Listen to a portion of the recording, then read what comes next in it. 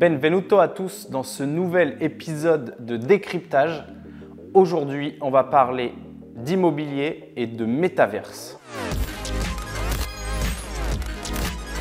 Le métaverse, en fait, c'est simplement un monde en 3 dimensions dans lequel on va vivre une expérience en utilisant le maximum de nos sens. Et en réalité, il existe plusieurs métaverses. Ça va de la simple expérience pour visiter un bien immobilier ou pour jouer à un jeu vidéo à des mondes qui sont vraiment complets, vraiment complexes, dans lesquels on peut passer toute sa journée. On peut acheter des parcelles, on peut construire une maison, on peut faire ses courses dans le métaverse, on peut regarder un film, on peut jouer à des jeux vidéo. Bref, le métaverse, c'est pour beaucoup l'un des potentiels mondes de demain. Vous avez vu Matrix? Bah voilà.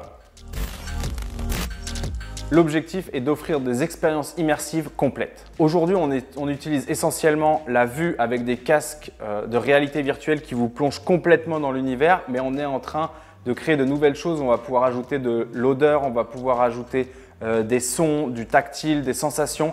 Bref, l'objectif, c'est vraiment de créer une expérience immersive des plus complètes possibles. Et l'objectif des créateurs de ces métaverses, c'est de créer des expériences tellement fortes que ce sera le monde de demain dans lequel on va vivre, dans lequel on va travailler, dans lequel on va rencontrer ses amis et tout ça sans bouger de chez soi.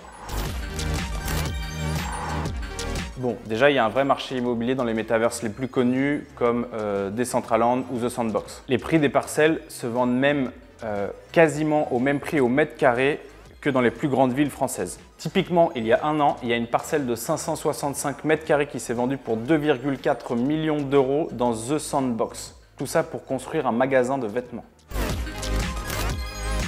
Pour le moment, il existe vraiment beaucoup de typologies d'expériences immersives pour visiter des biens immobiliers avec des casques de réalité virtuelle. Et demain, typiquement, on pourrait imaginer un portail immobilier mondial totalement dans le métaverse. Et je parle d'un vrai portail immobilier mondial, je ne parle pas de...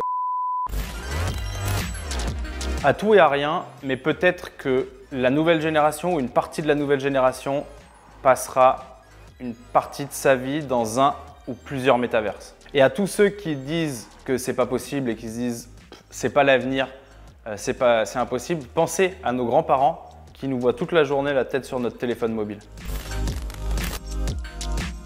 Il existe déjà des métaverses qui font des cartons.